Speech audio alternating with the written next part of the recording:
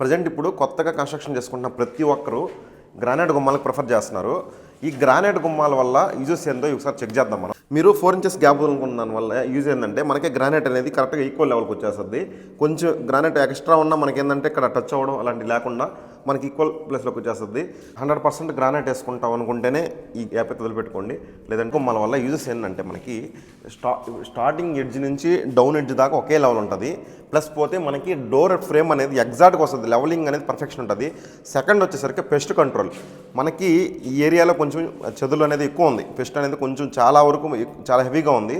దాన్ని కంట్రోల్ చేయడానికి కూడా మనకి గ్రానైట్ అనేది చాలా యూజ్ అవుతుంది. గ్రానైట్ గుమ్మం పెట్టుకుంటే దానివల్ల యూజ్ అవుతుంది. నెక్స్ట్ వచ్చేసరికి వాటర్ ప్రూఫ్.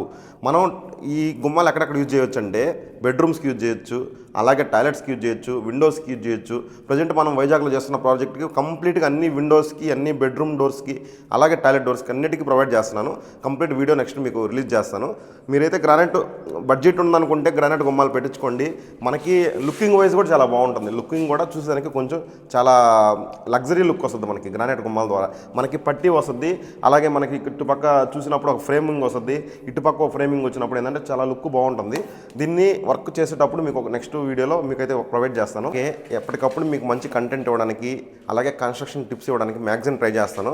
నా పేజ్ని అయితే మీరు ఫాలో చేసుకోండి. ఫర్దర్గా మీకు నా వీడియోస్ అయితే మీకు రావాలనుకుంటే నా పేజ్ని ఫాలో చేసుకోండి. Thank you friends.